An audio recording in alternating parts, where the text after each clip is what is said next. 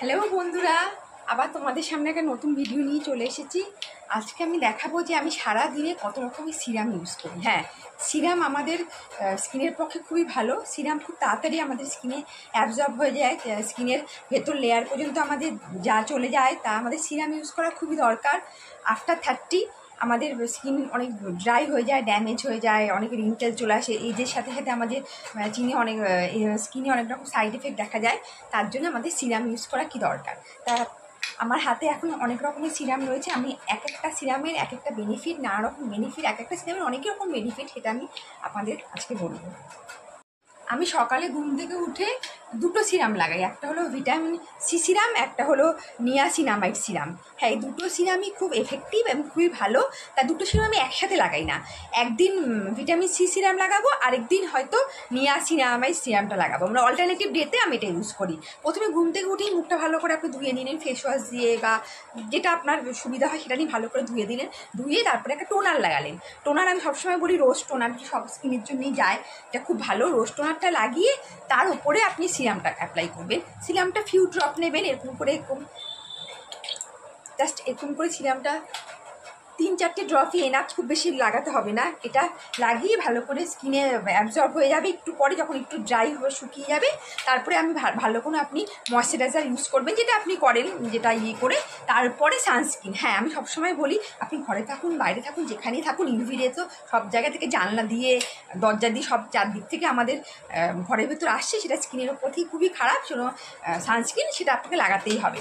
হ্যাঁ, এবার বলি ভিটামিন সি। হ্যাঁ, ভিটামিন সি সিরাম আপনি রাত্রেও লাগাতে পারেন, কিন্তু আমি এটা দিনে লাগাই, যেহেতু আমি রাত্রে অন্য সিরাম লাগাই।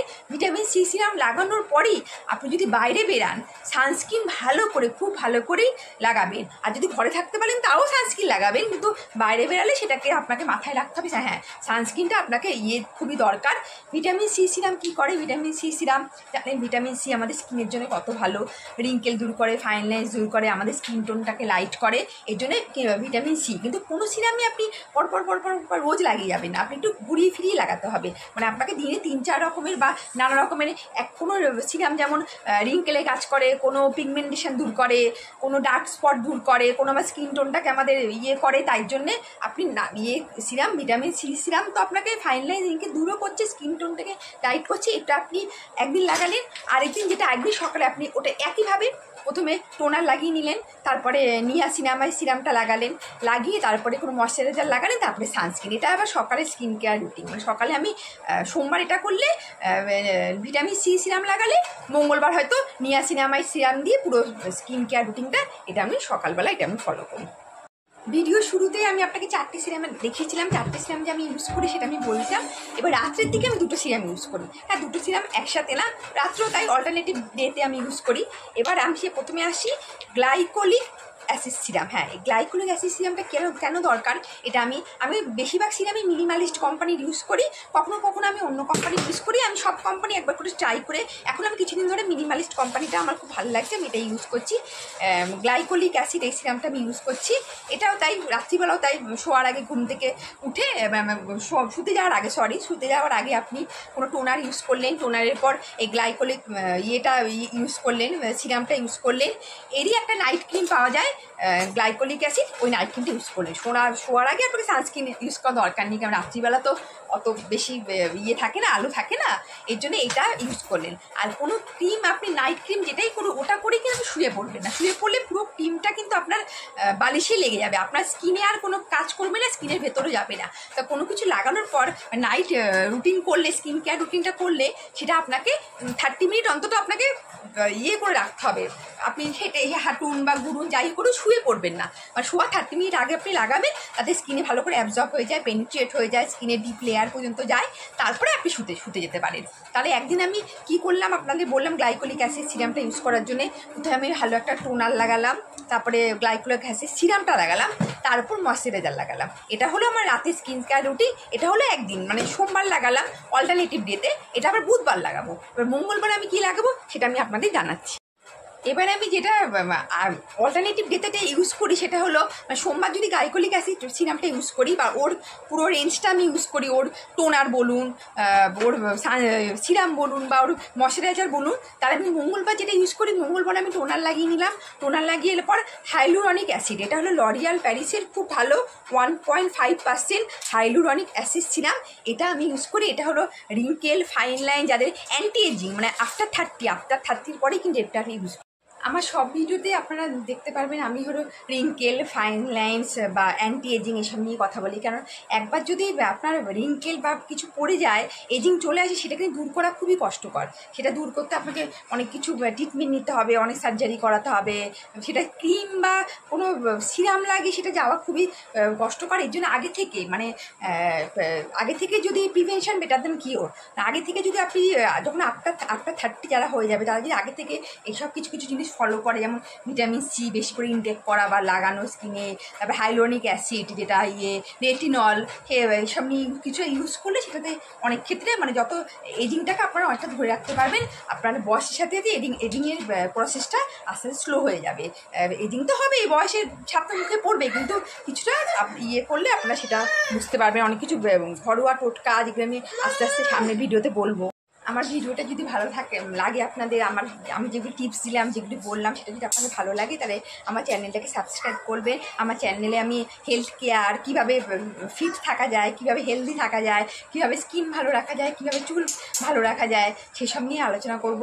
সুতরাং প্লিজ সাবস্ক্রাইব মাই চ্যানেল। আমার ইউটিউব চ্যানেলটি খোলার পেছনে একটা কারণ হচ্ছে, যারা আমাকে চেনে জানে, যারা আমাকে সবসময় দেখছে, তারা সবসময় আমাকে জানে, আচ্ছা তোমার 2টো বাচ্চা হয়ে গেছে। হ্যাঁ, আমার 2 ছেলে। আমার একজনের বয়স 13 বছর, একজনের বয়স 3 বছর। তা ওরা আমাকে দেখে বলে, আচ্ছা তুমি এত কী করে নিজেকে ফিট রেখেছো, তোমার স্কিন এত কী করে ভালো, তোমার চুল এত কী করে তোমার এত ভালো। আমি সবাইকে বলতাম এটা করো, এটা করবে না, এটা খাবে না, এটা মানে এরকমভাবে মেনটেন করবে নিজেকে, এই করবে। তারপরে আমার মনে হলো একটা ইউটিউব চ্যানেল খোলা দরকার। এই চ্যানেলের মাধ্যমে আমি অনেক বেশি লোকের কাছে পৌঁছাতে পারবো, তাদের আমি গাইড করতে পারবো, তাদের কী উচিত না উচিত, কী করা উচিত না হয়, সেই নিয়ে আমি আমার চ্যানেলটার মধ্যে আপনি beauty tips, beauty care, health care, hair care, সব ধরনের টিপস আমি শেয়ার করবো। আমি যেগুলো শেয়ার করবো আমি পার্সোনাল লাইফে আমি সেগুলো ইউজ করি।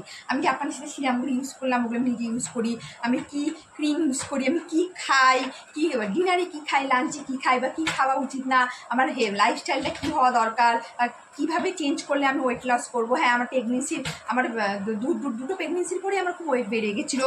আমার প্রথম প্রেগনেন্সির পরে আমার 80 কিলো অলমোস্ট হয়ে গেছিলো। তারপরে আমি সেটাকে কীভাবে কমালাম। আমার যে সেকেন্ড প্রেগনেন্সি, আমার 2021 আমার সেকেন্ড বেবি হয়েছে, দুটোই সিজারিয়ান বেবি। তাহলে বুঝতেই পারছি না আমার ওয়েটটা বেড়ে যাওয়া খুবই স্বাভাবিক, খুবই ওয়েট বেড়ে গেছে। তারপরে আমি সেটাকে 6 মাসের মধ্যে, 6 মাস 1 বছরের মধ্যে আমি আস্তে আস্তে কীভাবে ওয়েটটাকে কমালাম। আমি জিম যাই না, আমার জিমে যাওয়ার সময় নেই। দুটো বাচ্চা দেখে আমার যেমন পক্ষে জিমে যাওয়া খুব সম্ভব না। আমি ঘরেই এক্সারসাইজ করে, ঘরেই নানা রকম খাওয়া করে, আমার চ্যানেলে আগের ভিডিওগুলো দেখলে আপনি বুঝতে পারবেন সকালে কীভাবে কী খেতে হবে, কী করবে। আমি এরপরে আরও যে ভিডিও বানাবো, সেই মধ্যে আমি সব কিছুই আমার যে এক্সপিরিয়েন্স, আমি এতদিন যে এক্সপিরিয়েন্স গেইন করেছি, যে স্কিন নিয়ে নিয়ে আমারও অনেক সমস্যা হয়েছে, সেটা থেকে কী করে বেরিয়ে এসে আমি আবার সুন্দর স্কিন বা সুন্দর হেয়ার রাখতে পেরেছি। তা দুটো বাচ্চা থেকেও নিজেকে কীভাবে ফিট রাখতে পেরেছি, নিজেকে কীভাবে মেনটেন রাখতে পেরেছি। তারপর আমার মাদারহুড জার্নি, প্রথম বাচ্চা, সেকেন্ড বাচ্চা, তাদের মধ্যে তাদের যে আপব্রিঙ্গিং, তাদের বড় করার পেছনে দুটো কত পার্থক্য। আগের প্রথম তার কী ভুল করেছি, সেকেন্ডটাতে আমি সে ভুল করবো না, সেকেন্ডটাকে আমি কীভাবে আবার সেকেন্ডের বেবিটাকে আমি কীভাবে করেছি। প্রথমটা যেটা করতে পারিনি, তখন অত নলেজ ছিল না, অত জানতাম না। সেকেন্ড বেবির ক্ষেত্রে খাওয়ানো বলুন, বড় করার পেছনে কীভাবে কী করেছি, সেগুলি নিয়ে আমি আরও আস্তে আস্তে আমি আরও ভিডিও আপলোড করবো। আপনারা যদি আমার চ্যানেলটাকে সাবস্ক্রাইব করেন, তাহলে আমার কথা যদি আপনার ভালো লেগে থাকে, তবে আপনি আমার চ্যানেল দেখবেন, আমাকে সাবস্ক্রাইব করবেন। আপনি যদি সেটা করে থাকেন, তাহলে আস্তে আস্তে অনেক ভিডিও আপনি দেখতে পারবেন। এই জন্য থ্যাংক ইউ, নমস্কার।